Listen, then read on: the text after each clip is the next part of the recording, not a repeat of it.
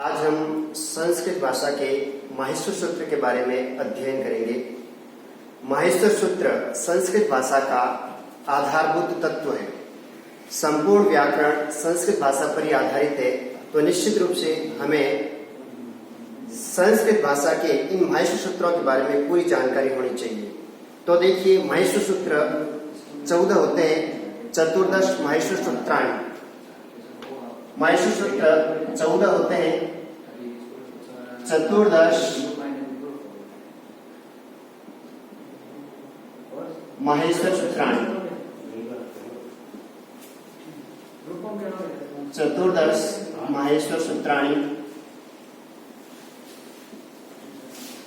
ये माहेश्वर सूत्र महेश्वर अर्थात भगवान शिव शंकर की कठोर तपस्या के बाद में प्राप्त हुए।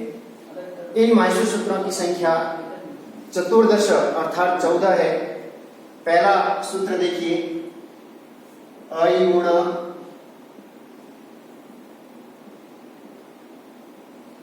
दूसरा ऋलिक। तीसरा एओंग।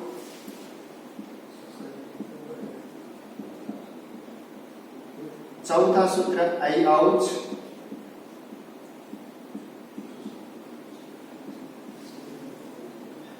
पांचवा सूत्र है हयवरट। छठा सूत्र है लण।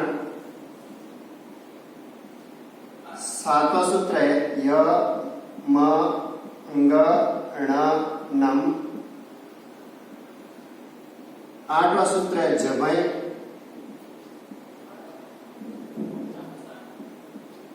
नौवां सूत्र है गढ़दस।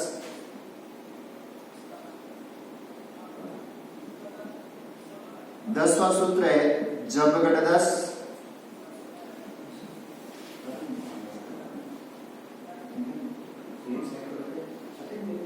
11वां सूत्र है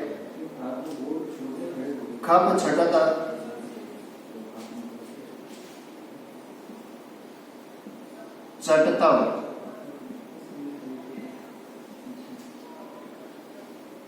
12वां सूत्र है कपय। 13वां सूत्र है शशर।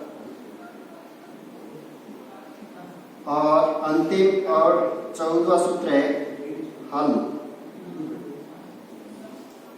देखिए, ये हमारे सामने 14 माहेश्वर सूत्र हैं। पहला देखिए, अयुण, ऋलिक, एओंग, ऐऔच, हयवरट, लण, यमंगणनम, जभय, गढ़दस, जबगढ़दस, खप छटत चटतव, कपय, शशर और हल।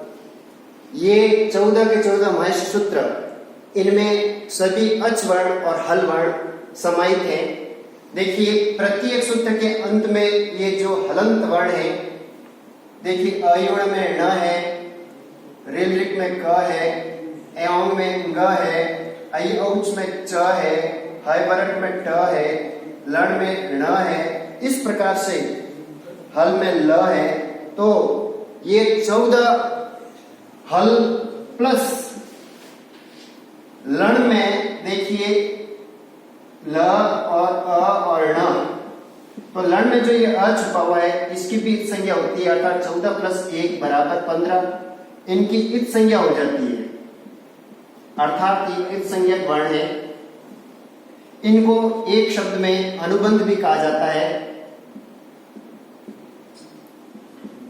तो इस प्रकार से इत संज्ञक वर्णों की अगर संख्या माने या अनुबंध वर्णों की संख्या माने तो 15 है, अर्थात पंचदश वर्ण। देखिए, जो शुरुआत के 4 सूत्र हैं माहेश्वर सूत्र, इन 4 माहेश्वर सूत्रों में देखिए अ से शुरू होकर के च पर खत्म हो रहा है, अर्थात ये अच एक प्रत्याहार है। अच एक क्या है? प्रत्याहार है, जिसमें सारे स्वर समाहित है। तो माहेश्वर सूत्र के अनुसार अच वर्णों की संख्या 9 है। देखिए कैसे, अ, ई, उ, इस ऋण को नहीं गिनना है। इसके बाद में री, री, फिर ए, ओ, आई, औ। तो इस प्रकार से 9 वर्ण हो जाते हैं। देखिए 9 वर्ण कौन कौन से, एक बार पुनः अ, ई, उ, री, री, ए, ओ, आई, आउ। तो देखिए 1 2 3 4 5 6 7 8 और 9, तो ये 9 वर्ण अच वर्ण है। तो माहेश्वर सूत्रों के अनुसार अच वर्णों की संख्या, अच जिसको अपन हिंदी में स्वर कहते हैं, तो स्वर वर्णों की संख्या 9 है, अर्थात 9 है। फिर देखिए 5वें सूत्र से लेकर के 14वें सूत्र तक हल वर्ण है, हल वर्ण है। इन हल वर्णों की संख्या 33 है, जिसको संस्कृत में त्रयस्त्रिंशत् या इसे त्रित्रिंशत् भी कह सकते हैं। त्रय का 3 और त्रिंशत् 30, 3 + 30 अर्थात 33। तो 33 वर्ण हल वर्ण है। 33 वर्ण कौन से हल वर्ण है? अब कौन कौन से देखिए, ह से शुरू हो रहा है और ल पे खत्म हो रहा है, इसलिए इनको हल कहा जाता है और हिंदी में इनको व्यंजन कहा जाता है। अब देखिए यहाँ पर एक व्यंजन शब्द आया है, इस व्यंजन के भी बहुत सारे अर्थ होते हैं। व्यंजन शब्द इसके 3 अर्थ होते हैं, लेकिन मुख्यतः 2 अर्थ है। पहला तो जो व्यंजन अर्थात एक ध्वनि के रूप में या वर्ण है, ध्वनि या वर्ण है। व्यंजन का अर्थ पकवान है, लेकिन हिंदी में शुद्ध पकवान ऐसे लिखते हैं, पक्वधन अन्न, तो पकवान। और जो तीसरा व्यंजन है उस पर अनुस्वार नहीं आता है, अर्थात केवल व्यंजन होता है जिसका अर्थ होता है पंखा। तो इस प्रकार व्यंजन के 3 अर्थ हो जाते हैं, ध्वनि या वर्ण, दूसरा अर्थ है पकवान या पकवान, और तीसरा अर्थ होता है पंखा जिस पर अनुस्वार नहीं आता है।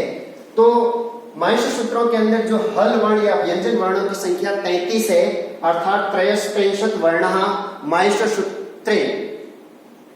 तो देखिए वो 33 वर्ण कौन कौन से, देखिए इसमें देखिए ह 2 बार आ रहा है, ह 5वें सूत्र में भी आ रहा है और ह 14वें सूत्र में भी आ रहा है। तो इसमें जो शुरुआत वाला अ है, अर्थात आदि में जो अ है, उसकी परिगणना हमें नहीं करनी है।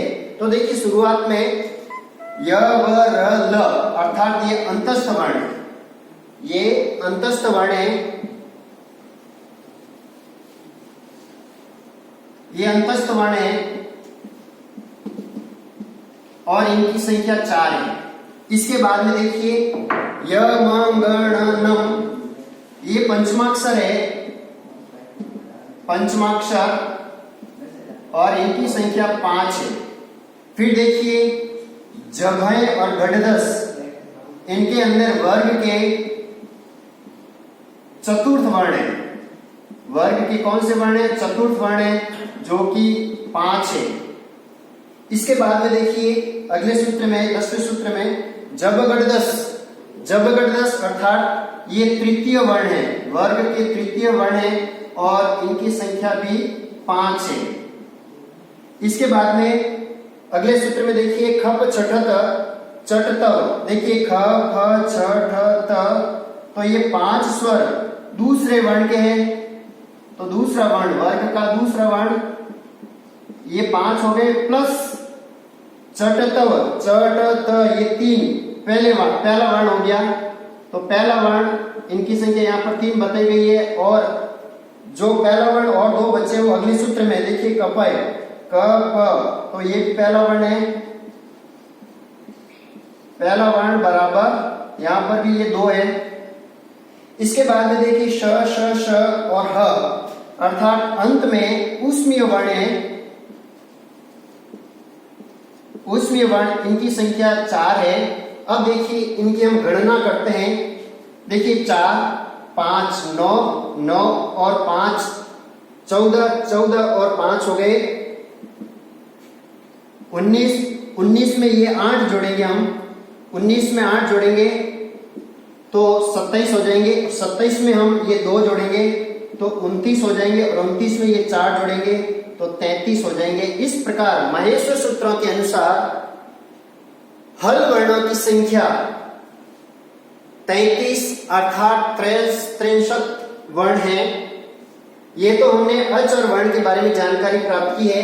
अब देखिए इनके बारे में और क्या अपवाद स्वरूप प्रश्न पूछे जा सकते हैं वो देखिए।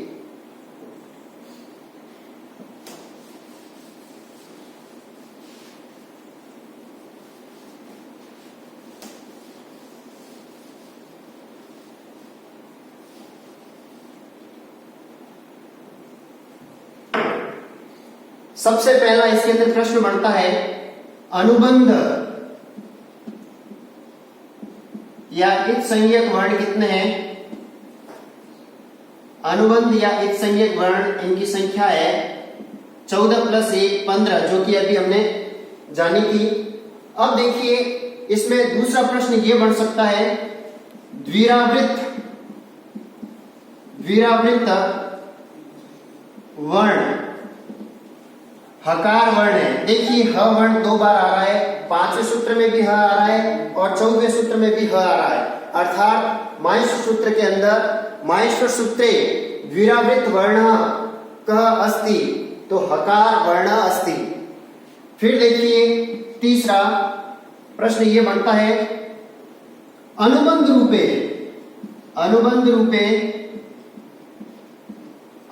के रूप में या इत संज्ञक वर्ण के रूप में, अर्थात इत संज्ञक रूपे द्विरावृत्त वर्ण